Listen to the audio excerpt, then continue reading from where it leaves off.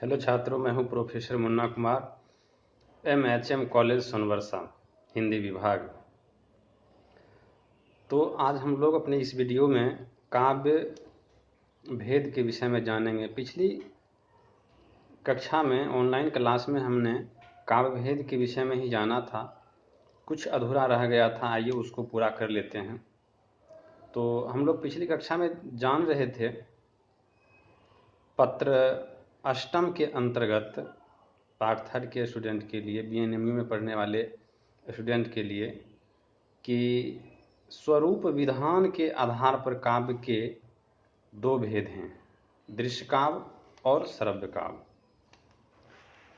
तो मैं एक बार कह देना चाह रहा हूं कि जो भी मेरे इस वीडियो को देख रहे हैं वो एक बार मेरे YouTube चैनल को सब्सक्राइब, लाइक और शेयर ज़रूर करें, ताकि मैं कोई वीडियो बनाऊं तो आपके पास सबसे पहले मेरा यह वीडियो जाए।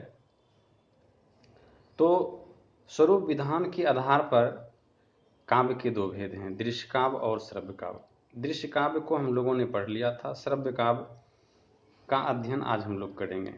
श्रव्य काव्य किसे कहते हैं? जिसे श्रव्य काव्य वह काव्य है जिसे देखकर, जिसे सुनकर या पढ़कर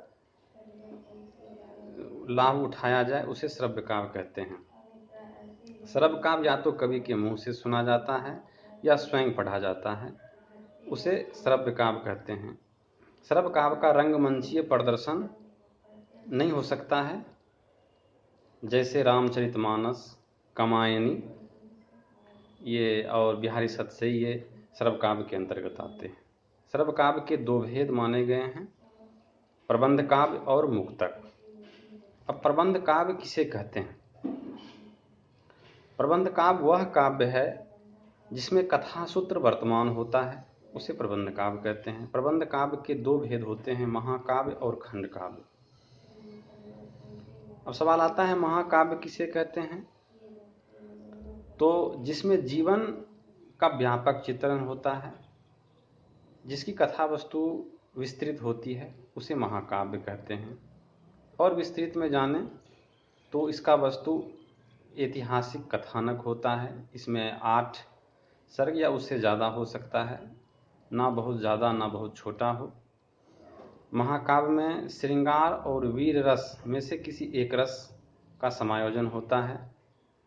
महाकाव्य के जो नायक होते हैं वो धीरोदात्त चरित्र वाला होता है, क्षत्रिय हो सकता है, देवता हो सकता है। और महाकाव्य का नामकरण कवि के नाम पर हो सकता है, घटना के आधार पर हो सकता है, नायक के नाम पर महाकाव्य का नामकरण हो सकता है, जैसे कामायनी, साकेत, नूरजहां। अब है खंड काव्य। खंड काव्य क्या है? खंड काव्य वह है जिसमें जीवन के किसी एक खंड या एक अंश का चित्रण होता है, उसे खंड काव्य कहते हैं। जैसे पंचवटी, स्वप्न, पथिक, कुरुक्षेत्र। ये प्रबंध काव्य के दो भेद थे, महाकाव्य और खंड काव्य। अब मुक्तक है। मुक्तक काव्य क्या है? मुक्तक काव्य वह है जिसमें प्रबंध काव्य के समान पूर्वापर संबंध न हो। मुक्तक काव्य अपने आप में स्वतंत्र होते हैं और उनके अर्थ को बताने के लिए आगे या पीछे किसी प्रसंग की आवश्यकता नहीं होती है। जैसे कबीर, रहीम और बिहारी के दोहे, इनके दोहे अपने आप में पूर्ण होते हैं। इनके अर्थ को बताने के लिए आगे या पीछे किसी प्रसंग की आवश्यकता नहीं होती है, इसलिए स्वतंत्र होते हैं। स्वतंत्र होने की वजह से ही ये मुक्तक कहलाते हैं, यानी मुक्त हैं तो मुक्तक कहलाते हैं। जैसे बाल को बालक। एक होता है मुक्तक। मुक्तक गीत के रूप में भी होते हैं।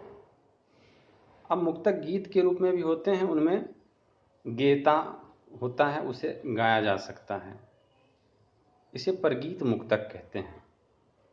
उनमें मीराबाई, विद्यापति और तुलसीदास जैसे कवियों के पदों को आसानी से गाया जा सकता है। उनके पदों में गेयता होता है। और आधुनिक काल में प्रसाद जी, सूर्यकांत त्रिपाठी निराला जी, महादेवी वर्मा जी, सुमित्रानंद पंत जी के पदों में गेयता है। उन्होंने बहुत सारे प्रगीत मुक्तक की रचना किए हैं, तो उनको भी आसानी से गाया जा सकता है। तो आज हम लोगों ने श्रव्य काव्य को पढ़ा। बहुत बहुत धन्यवाद।